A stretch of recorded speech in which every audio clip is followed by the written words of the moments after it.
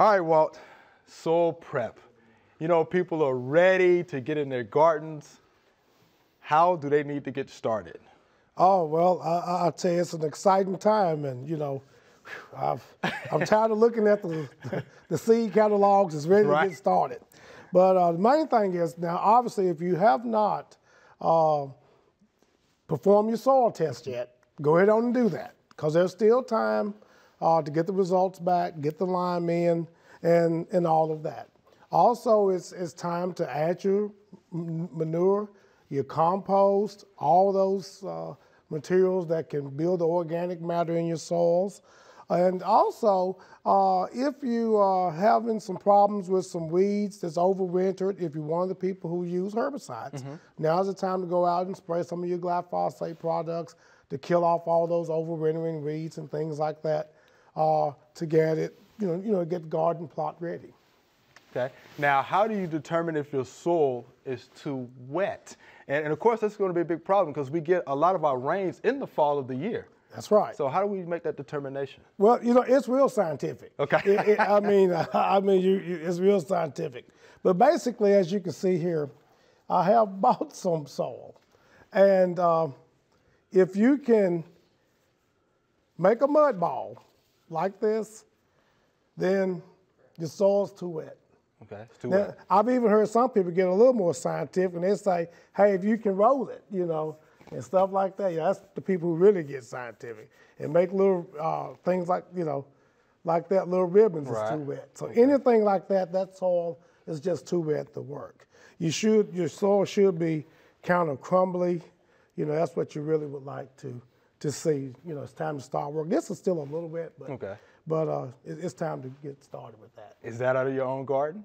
Yes, yes. Well, actually, this is at a new little site I'm going to plant. I found a little spot by the house that I want to plant in. Okay. So, yes. All right, good deal. Well, look, what if my soil drains poorly? Okay. Then what do we need to do? Well, here's your best friend, sand. All right. And if this soil is draining poorly, all you want to do is just get in here and, just add sand to it. That's going to open up the pore spacing and stuff like that to kind of relieve those problems. And the way you can determine if you're having, poor drainage in your soils, if you have like low spots or where water stands, things like that, obviously it's going to be an area that has a lot of clay. Okay. So once again, building up your organic matter over time will help alleviate that problem. Okay. Now what kind of sand? Because I'm sure a lot of people are going to be asking that question. I just usually use just regular, what I can find. And I'll be honest with you, this is just some play sand that comes in a bag. And this is what I utilize. Now, there are some studies out there on using different types. Right. But in small communities like mine, you kind of get what you can get, okay? So, we don't have a lot of choices up there. Right. And I know here you can use the builder sand. That's right, the builder sand. Or the red sand would be a pretty good sand to use, for drainage. Mm-hmm. Okay. Yes. So I guess it just depends on where you are and what you can get, right? That's right. Okay. Now, what about garden maintenance? Well, that's always a big topic. So. Well, again, here's a great example here. I guess when they built my house, obviously they kind of buried some of the stuff, So look, go in there and remove all these old bricks. So there are bricks in there. There's some block, wire, and then of course this has quite a few little rocks and all that. So what I'm going to probably do. No, not probably, I will do. I'm going to take this soil and I'm going to work it all up with my tiller. I'm going to remove all this old Bermuda grass and all this stuff, get as much of that as I can out of there. And then I'm going to add some of this good compost in there. And I am going to just work all that in. Because, I have plenty of compost, The compost looks good, too. Oh, yes, this is some good stuff. Up there with all those cotton gins, we have all that good gin trash and all that to work with. And then that should, as I work that up, you can see it's really becoming beautiful, and gardeners and people like that really like that.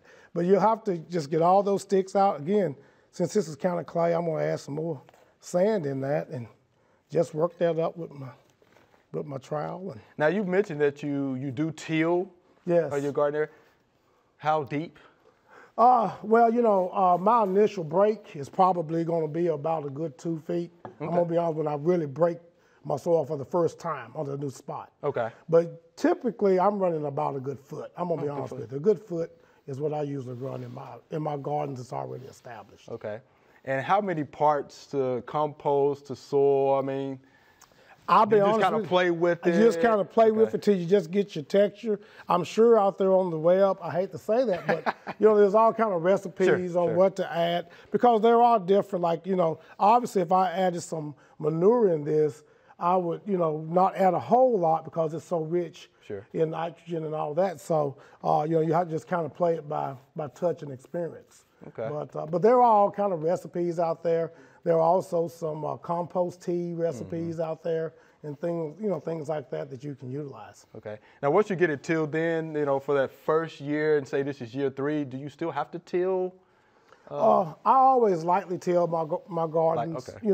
Always. I like to get that old crop residue, leaves and things like that that's falling on there. Get all that stuff incorporated in there, just getting that seed bed up and ready. But like I said, I like to raise my seed beds up about a good, sometimes about a good 10 inches or so. That way I get good drainage when I plant and all that. So I kind of ridge everything up when I plant. Okay. Which leads to the next question then. What should I do with leftover crop residue? Well, like I said, on the fall shows, we always tell everybody clean all this stuff up. Right. Because, obviously you can leave places so that insects can overwinter and also diseases and things like that. But if you don't, because sometimes life happens and we just can't get to it, just till it in. And that stuff will sit there and build over time, and rot and decay, and it'll just build your soil up and make those earthworms happy. And that's what it's all about, getting those earthworms happy. Right, because if we see those earthworms, and that's a good sign of some good quality soil there, right? Yes, that's what you want to see. You want to see those night crawlers out there. You're doing a good job. Okay. Now for our viewers, again, we're looking for organic matter, organic material. So how do we get some of that organic matter? Well, one of the best ways you can do it as a gardener is to just simply compost. Okay. And you compost those leaves, the vegetable scraps left over from your salads and things like that when you're cooking, coffee grounds. And also, from time to time, you add a little bit of sawdust in there every now and then. Make sure it's some good sawdust that doesn't have some treated chemicals and stuff like that in it to kind of get that carbon built up in it a little bit to get that heat, and then let that stuff sit out there and rot and turn it over from time to time. Those are the things that you have to do in order to, build that organic matter up, get that good compost to build that organic matter up in the soil. Thanks, Mark.